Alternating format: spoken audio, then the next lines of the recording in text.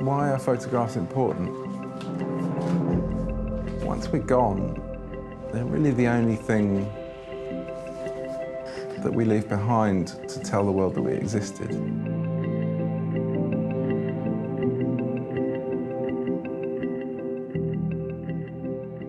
In 1994, I was 25, working as a photographer on my own, getting bits and pieces, small jobs, photographic assistant, and also a lot of time on the dole, paying for things with a cheque in the newsagents.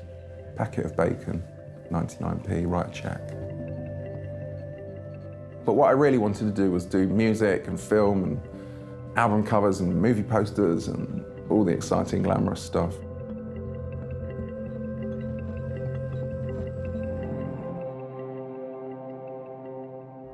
I just can't tell you how exciting it is to be 25 and someone says, we're going to pay for you to go to America for a week. It's like everything you dreamed of. It was my first ever foreign trip, and I went with a writer called Michael Holden. We flew to Vegas with the Verve, who I have to admit then I didn't know anything about them. And they were playing on a thing called Lollapalooza, which was like a sort of traveling festival.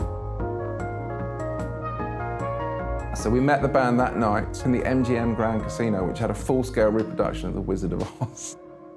I took a picture of Richard Ashcroft, which to this day is still one of my favourite ever pictures.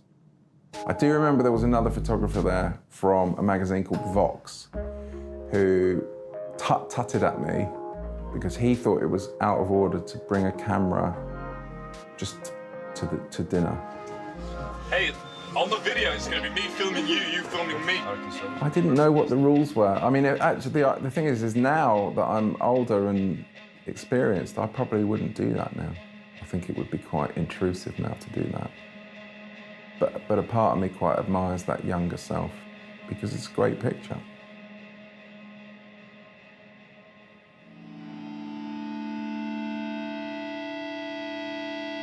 So we had seen them play one gig now at the Sam Boyd Silver Bowl in Las Vegas. It was 110 degrees, it's July in Nevada.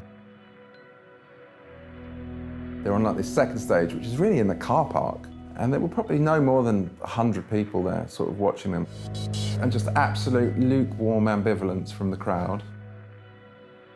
And I remember thinking, wow, this is amazing. So they'd done that gig, that show, for the first time, and then gone on their bus off to Denver.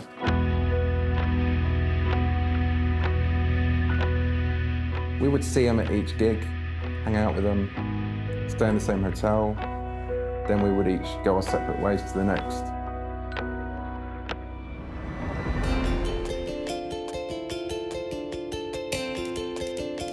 I have no memory of how I ended up in that room that night.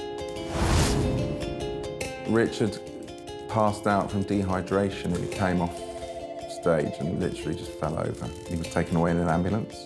But then that night, the drummer, Pete, went a little bit crazy in the hotel and he got himself arrested.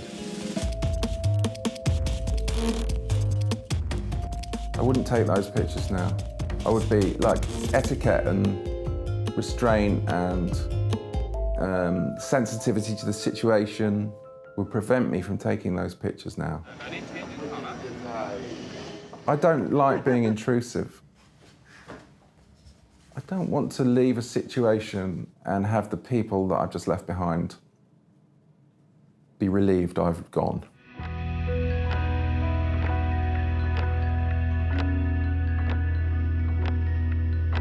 Well, that was July, that trip.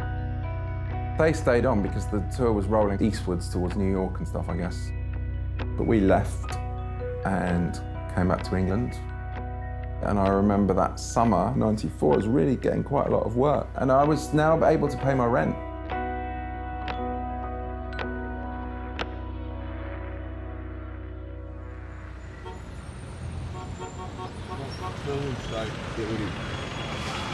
Excuse me, what, do you know where we are?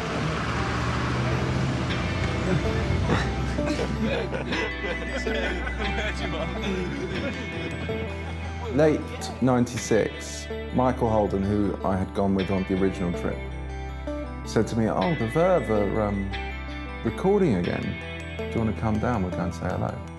So I said, yeah, great. Westminster Abbey. Coming up on your lights, Westminster Abbey. Wow. They fucking built buildings in them days. I did not take my camera that time because we just went to say hello. So you see, by now it's like 2.5 years later, and I thought it would be inappropriate to take a camera. But my biggest memory is of them playing Bittersweet Symphony. It was epic. It was about the travails of life and getting by and struggling and not letting the man put his foot on your neck.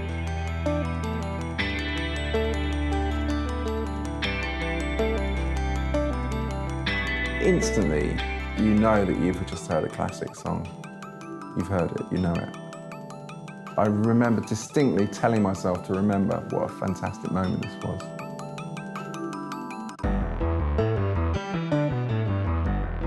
Urban hymns seem to define the period in the same way that definitely maybe in Park Life defined the period a few years earlier. And it feels like urban hymns is a natural progression of the seasons into something a little bit more reflective, more melancholic, more autumnal.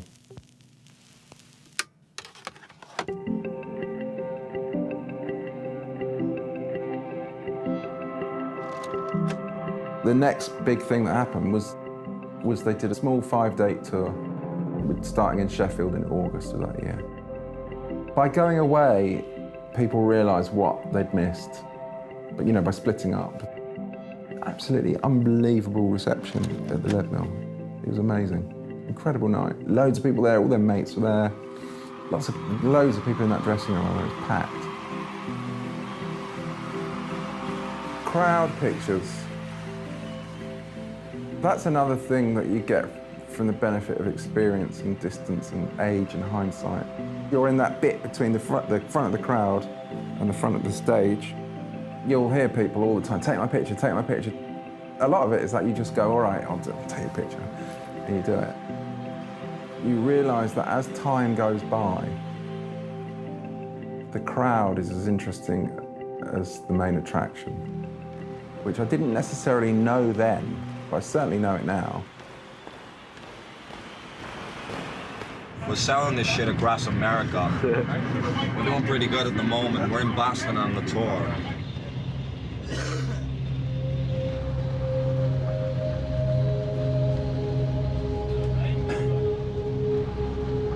There's a fine line between being awestruck and being bored. There is the euphoria of the show, which is an hour or 2 hours. And the other 22 hours of the day is excruciating mundanity. But also, that is what we romanticize when we set out to do these things. I mean, the idea of the road trip, well, it's as old as the car now, isn't it, really? You're on a ginormous silver bus, like a sort of speeding silver submarine. It was like Das Boot crossed with Lord of the Flies. And after a while, you realise that the mundanity of being on the road is the thing. So I started to capture some of that, just taking pictures out the window regularly. The upholstery of all the furniture on the bus, the couches and the sofas and stuff, the sort of faux wooden veneer of the panelling, wall panelling. What goes on inside the frame is the exciting, glamorous bit. But all the stuff outside of the frame is the reality. By the time I got home from that American tour, which was almost a month, I was really glad to be home. I'm so glad I did this. But I would never want to do it again now. Groups of people in confined spaces for long periods of time, it can really mess with your head. And I don't really want to get into the specifics of, but it's being on a bus that is at its capacity of the number of passengers that it can take for long periods of time is an object lesson in how to live among and survive alongside other people. You know, you have to kind of make your own space and also be respectful of everyone else's as well. It got to a point where you feel like your sound of your camera is the loudest sound in the room sometimes, you know. I still feel like that now. You know, I find the sound of a camera shutter it makes me wince sometimes. But it's almost like, that's like the burden of what I do. Everyone's got their own burden. There was a great line that Richard said actually to someone in San Francisco who had come to meet them about possibly designing some posters for them. Richard sort of pointed at me and said, if you need any pictures of us, get them from him. He takes away our soul every night with his camera. And then Simon Jones, the bass player, literally quick as a flash, said, yeah, but we get them back on contact sheets. Never forgotten that. Good line, that.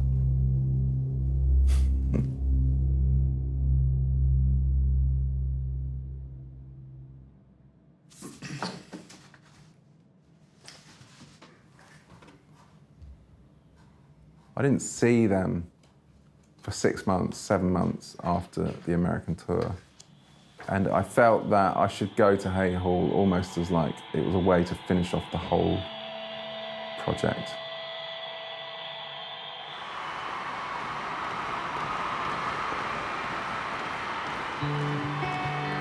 It wasn't duty, it was just like, well, I've come this far, this thing needs a line drawn under it, and this is a bloody big line, this gig.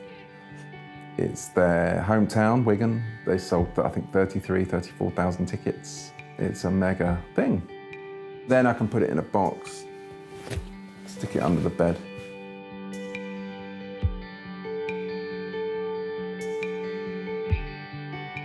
I've got boxes and boxes and boxes of prints in my archive, you know, and they're all filed quite neatly. It's all in my garage at home. I'd be in the garage, pull a box out at random and see what was in it. And it reminds me of, yeah, a time when I had no responsibilities. So part of me thinks of it as a sort of golden period of freedom, ultimate freedom.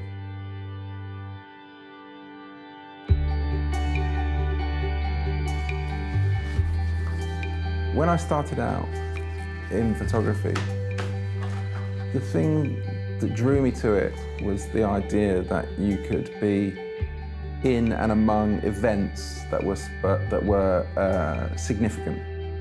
So to have spent time with a group of people who were immensely talented and see them go from playing to 100 barely interested people in a Nevada car park to then playing to 33,000 people is one of the things that drove me to want to do photography.